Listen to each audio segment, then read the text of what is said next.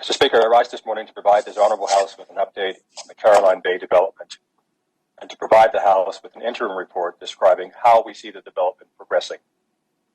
In doing so, I will provide greater context into how we have viewed the project from the time we were made aware it was in financial distress, steps that are being taken currently, and the way forward on the project. Mr. Speaker, there are some aspects of the Bermuda government's plan that, on the advice of our lawyers, will not be discussed at this time. Honorable members of this House will be aware that where matters are sub judice, meaning they are in the hands of the court, it would be inappropriate to comment prematurely. Where it is possible for me to share greater detail with this Honorable House and the people of Bermuda now, I'm happy to do so.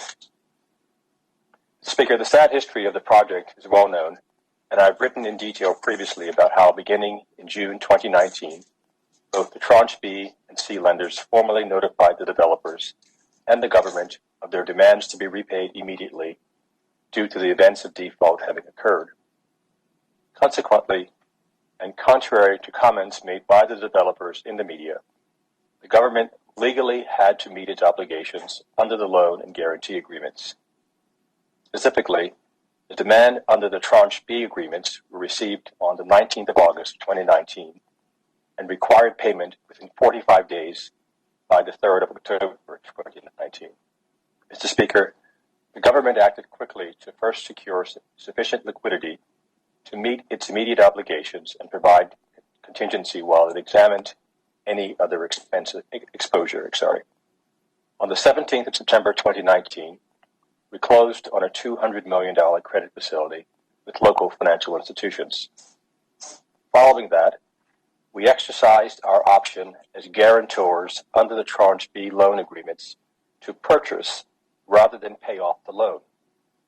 This preserved all the rights that the debt holders had for the government to use in due course. The purchase price on exercise of this option was clearly defined in the loan agreement.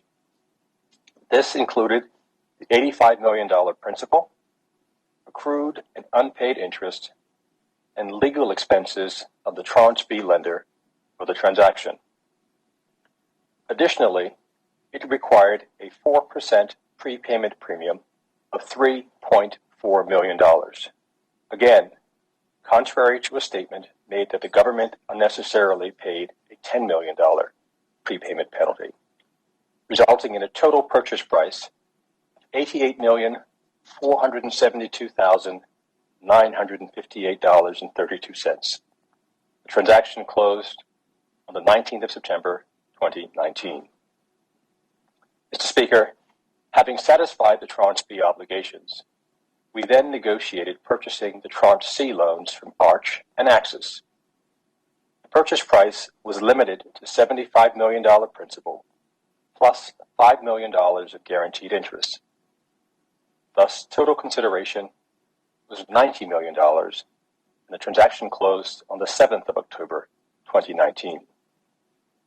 At the time, the total owing on the loan, considering default interest rates and PIK, otherwise known as payment in kind interest, was over $99 million, and today is almost $109 million. This action avoided wasteful potential litigation with two of our most important international business partners. Mr. Speaker, the Bermuda government did more than just this, however. We also committed to purchase the claims of the developer, of the contractors and subcontractors who had been left unpaid by the developers. We worked with the main contractor, DCK Bermuda, to understand the extent that they and so many Bermudian subcontractors had been left unpaid by the developers. We did not have a legal obligation to do so. It was of national economic importance for them to be paid immediately, while we took the necessary time to evaluate a way forward and a way to get the money back to the people of Bermuda. On the 20th of December 2019, we purchased DCK's claims for a total price of $11,051,437.29 and immediately began paying subcontractors. Mr. Mr. Speaker, these were business people who had placed their faith in the developers, much like the former government had done, and had been left financially holding the proverbial bag.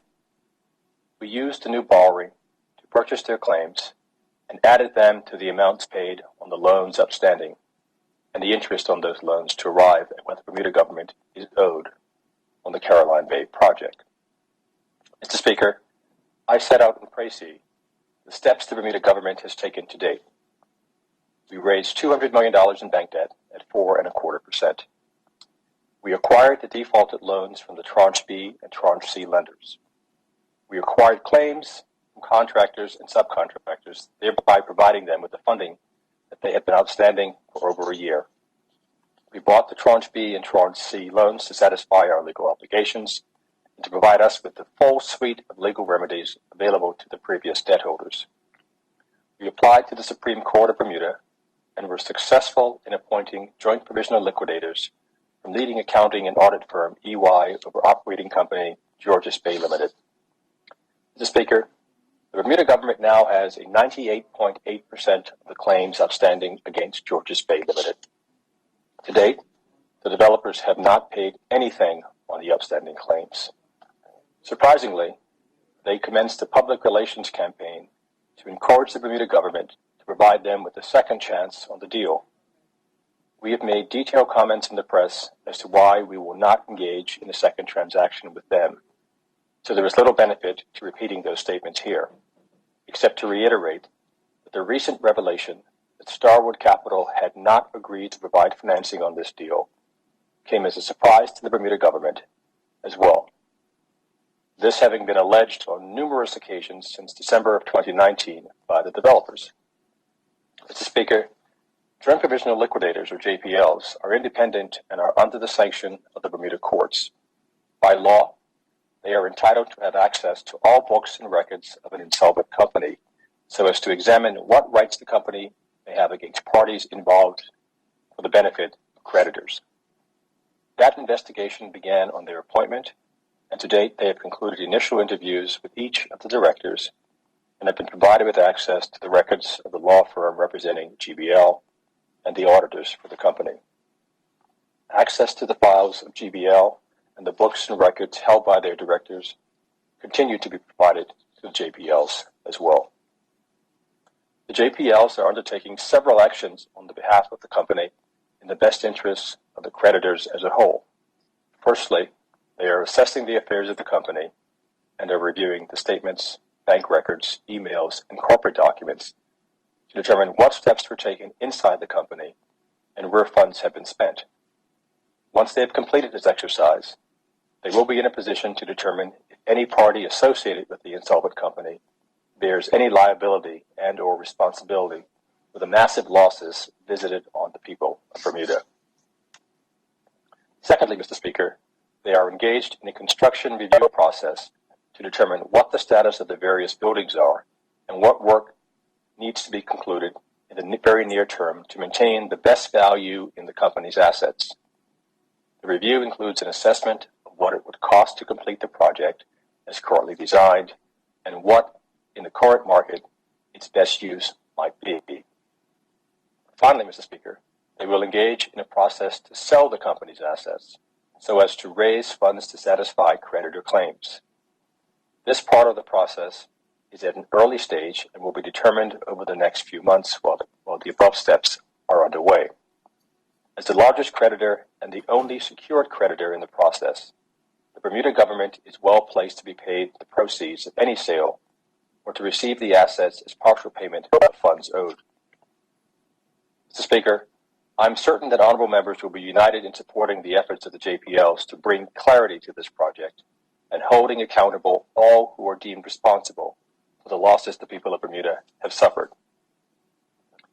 The government of Bermuda and the JPLs, respectively, have each commenced further winding up proceedings against two companies, Commodore Limited, owned by Caroline Bay Limited, and Caroline Bay Marina Limited, owned by Georges Bay Limited. Both companies failed to pay creditors' outstanding debts when they became due and are part of the wider Caroline Bay Group. A complex series of legal proceedings has been commenced by the JPL seeking to determine why the Caroline Bay project collapsed and who was responsible for the project's failing. Speaker, while much of the activity at present is in the hands of the JPLs, the Bermuda government is concurrently preparing to assume responsibility for the assets should they be used in partial satisfaction of the outstanding claims owed to the people of Bermuda. Our advisors will have access to the reports on best use and cost to complete, and on the basis of a detailed analysis, we will be able to determine the best way to get value out of the project. Mr. Speaker, honorable members should be aware that we are also open to working with qualified professional developers in finding a way forward that mutually benefits the people of Bermuda.